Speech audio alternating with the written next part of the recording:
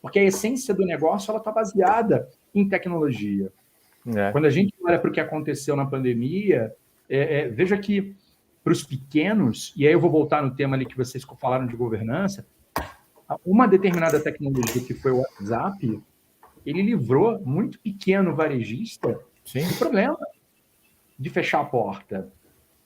Então, hoje ele não sabe mais viver sem aquela tecnologia também. Então, e o ponto que eu ia voltar na governança, vocês estavam falando muito de empresas de capital aberto, aquela coisa, né, de regulamentação. Tem uma pergunta que eu recebi aqui no meu WhatsApp, tá bom, mas como é que a gente faz isso no médio? Como é que a gente faz isso no pequeno?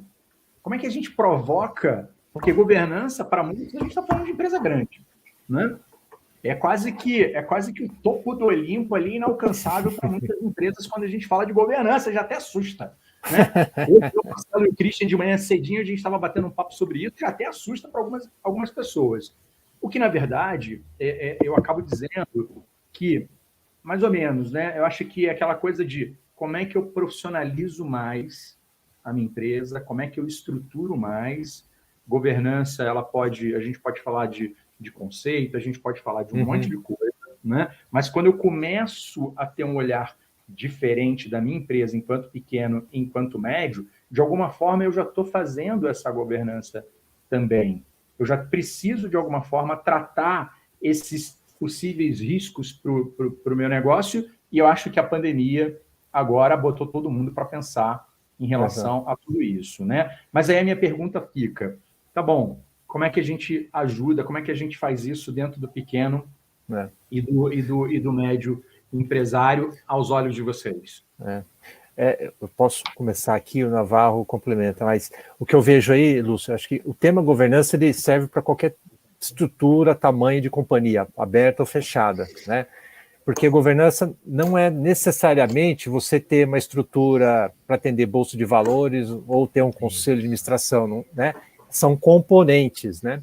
Só que você tem um outro lado do componente que é estrutura, tecnologia, né? Processo de gestão, né? Definição de uma atuação no mercado, né? Um planejamento estratégico, né? Mas, lógico, você tem níveis de profundidade e granularidade para fazer essa análise, né? Mas você tem que temas de boa gestão que fazem parte do arcabouço de governança, né? Então, se você é uma empresa média, mas que não tem um conselho porque é você e um sócio, bom, já é importante já ter um acordo com o seu sócio, né? Que é responsabilidade de um, responsabilidade de outro, né? É um primeiro tempo de governança. Depois, como é que vocês vão estruturar essa empresa, né? Que você está criando? Pode ser até uma startup, né? Hoje já tem até estudos do IBGC de governança para empresas startup. Então, como é que você estrutura o seu processo de gestão, né? Então, desde definição de um fluxo de caixa, até definição de um pequeno plano estratégico para você atuar no mercado, ou no conjunto de mercados, né? E como você vai executar esse processo, quais são os meios, né? Recursos humanos, tecnologia, processos e atividades, né? Então tem que ser um processo estruturado. E isso vale para qualquer companhia, né? Tanto que as grandes companhias hoje foram pequenas companhias no passado, né? E com o passar do tempo elas foram evoluindo, crescendo e se estruturando. E quando você vai à bolsa, é que você precisa de ter sócios adicionais para que você cumpra com o seu plano estratégico mais ambicioso, né? E lógico, quem é um acionista adicional, né? Quem está entrando como acionista da companhia quer saber se tudo aquilo que está definido no plano estratégico vai ser cumprido. Por isso que você às vezes tem as figuras dos conselhos de administração. Mas processo de gestão, uma boa prática de gestão, ele serve para qualquer tipo de companhia, de qualquer tipo de empresa, né? E só fazer pegando o seu gancho um pouquinho da parte do WhatsApp, realmente o WhatsApp ele foi um processo crucial para as empresas pequenas, por exemplo, durante a pandemia. Só que tem um fator de risco, né? Há 2, 3 semanas atrás ninguém pôde usar o WhatsApp. Então como é que eu gerencio esse meu risco em função do WhatsApp, né? Então você pode ter outros meios de comunicação, né, para substituir o WhatsApp. Né? Tem um comentário aqui do Sueli, e aí, obrigado, Sueli, por participar com a gente aí. Ela diz o seguinte, assim, governança, no meu ponto de vista, começa por entender o propósito e entender o que o consumidor final precisa, independente do tamanho da empresa. O que vocês acham? É por aí? Navarro, você. É por aí, Lúcio, é por aí. O grande vilão, tá, de todo mundo achar que quando a gente, né, e principalmente a gente, né, com a PMG, tá, quando a gente começa a falar de governança, GRC e tal, o grande vilão fomos nós mesmos, né, porque consultor adora vender, então, o que vende, né, e aí a gente contrata consultores de marketing que fala assim, fala bonito, põe coisa bonita, tal. Gente, governança, né, o GRC, eu costumo falar muito isso, Sueli, todas e todos aqui. O GRC, né, do qual governança é a primeira letra, e vou pegar gancho no que o meu sócio aí, o Sandro, falou, né? Ele é uma filosofia de negócios para endereçar os conflitos. E aí não é o Navarro que está falando, né? Aristóteles já dizia, né, que nós, seres humanos, nós somos negacionistas por essência, né? Nós somos negacionistas por essência e somos conflituosos por essência. Por essência. Né? Eu vou numa festa, no outro dia eu levanto e já começo a brigar com o meu espelho, que eu estou 2 quilos mais gordo. Então, assim, a gente é conflituoso. Né? Então, foi o que o Sandro falou. Você tem o seu sócio, né? Você tem uma empresa, olha, já é bom vocês combinarem o jogo, né? E o conflito, ele cresce, essa é a loucura do ser humano, né? Quando tem um feijão, a gente racha o feijão, todo mundo chora, dá a mão, tal. Agora, quando tem uma bacia de feijão, que começam os conflitos.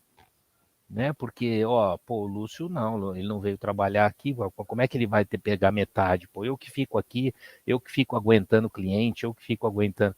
Então, Sueli, essa coisa de entender o consumidor final, entender o propósito, faz parte sim, mas mais do que isso, o GRC, ele endereça conflito. E conflito é para qualquer empresa. Vou dar um dado para vocês, a minha área, né, que é a área de gestão de riscos, nós, por exemplo, estamos fazendo mapeamento de riscos em 2 startups. E só para vocês saberem, aí eu vou fazer 2 merchan aqui, vou aproveitar para fazer 2 merchan aqui, se o Lúcio me deixar. O primeiro é para endereçar isso, né? Nós aqui na KPMG, a gente tem uma parceria com o Distrito. O Distrito é um hub de várias startups. E nós, né, enquanto parceiros desse hub, a gente ajuda estas startups a monitorar o GRC delas. E às vezes são startups do jeito que o Sandro está falando mesmo, né? É o irmão e a irmã, é o tio e a tia, dois garotos, tal, né? Que, vamos lembrar, né? Enquanto tem um feijão, todo mundo se dá a mão, chora e tal. Né? Só que a gente olha e fala, putz, isso aqui daqui a um ano, cara, vai virar uma mesa cheia de feijão. Aí eu quero ver eles se darem a mão, né? Falarem que, eu te amo e não sei o que, não sei o que. Aí vai ser uma brigaria desgraçada. Então, vamos começar a pensar em GRC agora. Então a gente tem feito isso. O segundo, se me permite aí, o segundo merchan, a hora que você falou, né? Eu acho que o Marcelo falou da escassez de profissionais, principalmente em gestão de riscos e tal. Marcela, 10 anos atrás, eu tenho bastante orgulho de falar isso, né, Sandro, porque foi um dos motes que me fez vir para a KPMG. Nós, naquela época, né, nós lançamos um programa aqui de educação executiva chamada Risk University, né? Como bons consultores, como eu já falei, a gente adora nome bonito, porque aí vende. E o Sandro está aqui para não me deixar mentir. A gente imaginou, tá, naquele momento, lá 2011, que a gente fosse ter não mais que 2, 3 turmas, que era mais para alavancar negócios e tal, né? E que na terceira, na quarta turma a gente fosse. 2 semanas atrás começou a 32ª turma, 32ª turma. Mais de 1.000 executivas e executivos treinados em governança, em riscos e compliance. Então, assim, a gente tem visto que as pessoas também estão procurando ajudar.